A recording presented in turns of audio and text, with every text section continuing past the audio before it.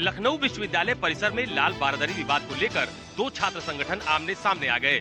दरअसल लखनऊ विश्वविद्यालय परिसर में बनी लाल बारादरी को विश्वविद्यालय प्रशासन ने पूरी तरह से प्रतिबंधित कर दिया है। प्रशासन का दावा है कि बिल्डिंग जर्जर अवस्था में है, इसलिए कोई भी अप्रिय घटना हो सकती है। इसी बात को लेकर छात्रों के एक संगठन ने इसका विरोध करते हुए कहा कि जानबूझकर एक वर्ग विशेष के लोग वहां अपना धार्मिक आयोजन न कर पाए, इसलिए इसे प्रतिबंधित किया गया है। वहीं दूसरे छात्र संगठन का दावा है कि विश्वविद्यालय परिसर में किसी भी धार्मिक काम के लिए अनुमति नहीं होनी चाहिए। इसी बात को लेकर विश्वविद्यालय परिसर में जोरदार हंगामा हुआ। छात्र संगठनों ने जमकर नारेबाजी की और जोरदार हंगामा करते हुए लगातार जुलूस निकालते रहे। फिलहाल लाल बारादरी को पूरी तरह से सुरक्षा घेरे में ले लिया गया है। फिलहाल विश्वविद्यालय प्रशासन की तरफ से दोनों छात्र संगठनों को समझा बुझाकर वापस भेज दिया गया है, लेकिन मौके पर भारी पुलिस फोर्स तैनात कर दी गई है। कैमरा पर्सन मिंटू सिंह के साथ अशोक तिवारी, लखनऊ, न्यूज़ 24। अमेरिका और भारत के बीच हुए ट्रेड डील के विरोध में कांग्रेस पार्टी मध्य प्रदेश की राजधानी भोपाल में किसान सम्मेलन का आयोजन कर रही है।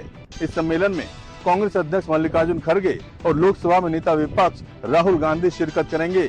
इस सम्मेलन के जरिए किसानों को ये संदेश देने की कोशिश करना है कि इस ट्रेड डील के विरोध में कांग्रेस पार्टी उनके साथ है। अमेरिका और भारत के बीच हुए व्यापार समझौते को किसानों के विरुद्ध बता रही कांग्रेस इसके विरोध में राज्यवार किसान सम्मेलन करेगी। इसकी शुरुआत 24 फरवरी को भोपाल से होगी। इसमें कांग्रेस अध्यक्ष मल्लिकार्जुन खड़गे और लोकसभा में नेता प्रतिपक्ष राहुल गांधी शामिल होंगे। दिल्ली में हुई पार्टी की बैठक में सम्मेलन की रणनीति पर चर्चा की गई। बैठक में जम्मू कश्मीर, हिमाचल प्रदेश, बिहार, राजस्थान, मध्य प्रदेश और महाराष्ट्र के प्रदेश अध्यक्ष शामिल हुए। मध्य प्रदेश कांग्रेस के अध्यक्ष जीतू पटवारी के अनुसार पहला किसान सम्मेलन भोपाल में आयोजित करने का उनके प्रस्ताव को इसलिए कांग्रेस हाईकमान ने स्वीकार किया है क्योंकि मध्य प्रदेश में अभी बजट सत्र चल रहा है। उन्होंने कहा कि अमेरिका भारत के बीच हुए व्यापार सम्मेलन का असर मध्य प्रदेश के किसानों पर भी पड़ेगा। सोयाबीन, मक्का, कपास, फल उत्पादक किसान प्रभावित होंगे। मध्य प्रदेश के बाद दूसरा किसान सम्मेलन महाराष्ट्र के यवतमाल में और तीसरा सम्मेलन श्री गंगानगर में होगा। रमन कुमार, भोपाल, न्यूज़ 24। बिहार में विपक्ष अब सड़कों पर नजर नहीं आएगी। बिहार में विपक्ष ने अपनी रणनीति बदल ली है। अब सोशल मीडिया प्लेटफॉर्म पर विपक्ष सरकार को घेरेगी। नेता प्रतिपक्ष और आरजेडी के राष्ट्रीय कार्यकारी अध्यक्ष तेजस्वी यादव ने अपने कार्यकर्ताओं और नेताओं को यह सख्त निर्देश दिया है कि आप सरकार की नाकामियों को अगर उजागर करना चाहते हैं तो हर चीज को आप सोशल मीडिया प्लेटफॉर्म पर पोस्ट करें और अपने सोशल मीडिया पर जो सब्सक्राइब हैं उनकी संख्या आप धीरे धीरे बढ़ाएं, जिससे ज्यादा से ज्यादा लोगों तक सरकार की नाकामियां जो है वो पहुंच सके। सभी नेताओं को यह निर्देश दिया गया है कि आप सोशल मीडिया पर एक्टिव हो जाएं, क्योंकि तेजस्वी यादव ने कहा था कि वह सरकार के खिलाफ 100 दिनों तक कुछ नहीं कहेंगे, लेकिन उसके बाद सरकार की हर नाकामियों का उजागर वह मीडिया के सामने करेंगे, सोशल मीडिया प्लेटफॉर्म पर करेंगे और यही सख्त निर्देश उन्होंने अपने नेता और कार्यकर्ताओं को भी दिया है। कैमरामैन ऋषि के साथ सौरभ कुमार, पटना, न्यूज़ 24। महाराष्ट्र में बजट सत्र की शुरुआत के साथ ही राज्यसभा की 7 सीटों पर होने वाले चुनाव का सियासी पारा चढ़ गया है। संख्या बल के हिसाब से महायुति इनमें से 6 सीटें आसानी से जीत सकती है, जबकि एमडीए के हिस्से में 1 सीट आएगी। इस 1 सीट को लेकर भी सियासत तेज हो गई है। कभी शिवसेना यूबीटी तो कभी कांग्रेस इस सीट को लेकर दावा कर रही है। इससे पहले शिवसेना यूबीटी के नेता संजय राउत ने कहा था कि इस सीट के लिए सबसे अच्छे और बड़े दावेदार हैं एनसीपी शरद चंद्र पवार पार्टी के प्रमुख शरद पवार। लेकिन अब संजय राउत ने भी पलटी मार दी है। संजय राउत का कहना है कि महाविकास आघाड़ी मिलकर इस पर बात करेगी। इस बीच बड़ी खबर यह है कि बजट सत्र से पहले जो महाविकास आघाड़ी के नेताओं की बैठक हुई थी, उस बैठक में एनसीपी शरद चंद्र पवार पार्टी से कोई भी नेता नहीं पहुंचा। इसको लेकर अटकलों का बाजार गर्म हो गया। हालांकि एनसीपी एसपी की तरफ से कहा गया कि शहर में कोई भी बड़ा नेता उपलब्ध नहीं था, इसलिए कोई नहीं आया। लेकिन अटकलें अभी भी बढ़ी हुई हैं। जबकि महाविकास अघाड़ी का कहना है कि महाविकास अघाड़ी में सब कुछ ठीक चल रहा है। दिलीप बवेरे के साथ इंद्रजीत सिंह, न्यूज़ 24 मुंबई। शंकराचार्य स्वामी अवमुक्तेश्वरानंद के खिलाफ दर्ज मुकदमे में प्रयागराज पुलिस ने अपनी जांच शुरू कर दी है। झूसी थाने में दर्ज मुकदमे के बाद प्रयागराज पुलिस माघ मेला स्थल पर शिकायतकर्ता आशुतोष ब्रह्मचारी के साथ पहुंची। इस बीच ज्योतिष पीठ के शंकराचार्य स्वामी अवमुक्तेश्वरानंद सरस्वती ने कहा कि अगर मेरे ऊपर कोई आरोप लगा है तो पुलिस इसकी जांच करवाए। हम पूरा सहयोग करने को तैयार है, जिससे जल्द से जल्द मेरे ऊपर लगे कलंक का निस्तारण हो सके। उन्होंने आगे कहा कि कहानी गढ़कर मेरे ऊपर झूठा आरोप लगाया गया है। मीडिया से बातचीत में भी उन्होंने कहा कि जनता को प्रदेश की पुलिस पर विश्वास नहीं है। गिरफ्तारी को लेकर के भी उन्होंने कहा कि गिरफ्तारी के लिए पुलिस के पास कोई साक्ष्य नहीं है, उनके ऊपर लगाए गए सभी आरोप झूठे हैं। शंकराचार्य के खिलाफ पॉक्सो एक्ट समेत गंभीर धाराओं में मुकदमा दर्ज किया गया है और इस मुद्दे पर उत्तर प्रदेश में सियासत भी बेहद गर्म हो चली है। कैमरा पर्सन धर्मेंद्र कुमार साहू के साथ मानस श्रीवास्तव, न्यूज़ 24। महाराष्ट्र विधानसभा के पहले दिन अजित पवार के मौत का मामला भी गूंजा। शरद पवार की पार्टी के विधायक और अजित पवार के भतीजे रोहित पवार ने महाराष्ट्र सरकार पर अजित पवार की मौत की जांच को लेकर तीखा हमला बोला। रोहित पवार ने कहा कि अजित पवार के मौत की जांच के नाम पर समय बर्बाद करना कहीं पर भी स्वीकार नहीं किया जाएगा। रोहित पवार ने कहा कि सीबीआई को जांच सौंपने के संबंध में पहले ही केंद्र मंत्रालय और डीजीसीए सहित सभी संबंधित पक्षों की रिपोर्ट दे दी गई है। मुख्यमंत्री को भी रिपोर्ट सौंपी गई है। उन्होंने दावा किया कि अब तक जो जानकारी दी गई है वो केवल 30% है, जबकि 70% जानकारी अभी भी उनके पास है। ब्लैक बॉक्स को लेकर उठ रहे सवालों पर रोहित पवार ने कहा कि ब्लैक बॉक्स जल गया है, लेकिन उसके फोटो उनके पास है। रोहित पवार ने चेतावनी देते हुए कहा कि यदि किसी भी तरीके की गड़बड़ी सामने आई तो सरकार को महंगा पड़ेगा। वहीं अजित पवार की पार्टी के एमएलए अमोल मिटकरी ने भी अजित पवार के विमान हादसे को लेकर कई सारे सवाल उठाए हैं। इस बीच अजित पवार के विमान क्रैश की रिपोर्ट 1 हफ्ते के भीतर आ सकती है। नियमों के मुताबिक जब भी इस प्रकार का कोई विमान हादसा होता है तो उसकी प्रारंभिक रिपोर्ट हादसे वाले दिन से 30 दिन के भीतर आनी चाहिए और सार्वजनिक की जाती है। कैमरा पर्सन अचल सिंह के साथ अंकुश जायसवाल, न्यूज़ 24 मुंबई।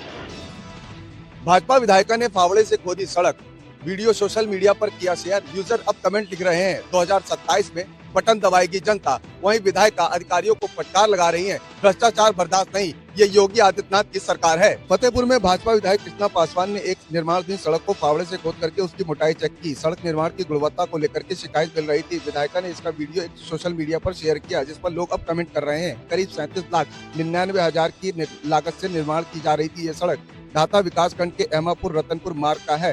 500 मीटर का निर्माण हो चुका है। कुल 2200 मीटर की सड़क बननी है। स्थानीय लोगों ने सड़क में इस्तेमाल की जा रही सामग्री को और उसके मानकों को लेकर के विधायक कृष्णा पासवान से शिकायत की थी। यहाँ आपको ये भी बता दें, मामला सामने आने के बाद पीडब्ल्यूडी अधिकारियों का कहना है कि शिकायत मिली है, जो भी दोषी होगा कार्रवाई की जाएगी।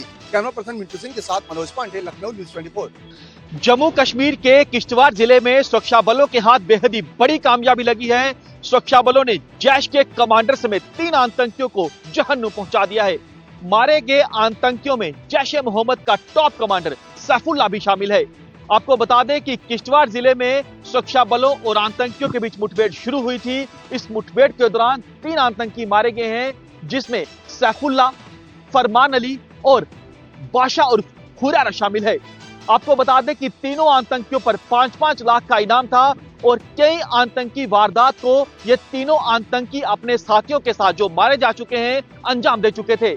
लंबे समय से ये अपने ठिकाने को बदल रहे थे, क्योंकि घने जंगल में इन आतंकियों ने कई हाइडआउट्स को बना रखा था, वहां पर छिपे हुए थे। लेकिन ये जॉइंट ऑपरेशन था भारतीय सेना, जम्मू कश्मीर पुलिस, सीआरपीएफ और आईबी का। सुरक्षा बलों को पुख्ता इनपुट मिला था कि आतंकियों की मौजूदगी इस जगह पर है और वहां पर सुरक्षा बलों ने इस इलाके को कॉर्डन किया और तीनों आतंकियों को ढेर कर दिया।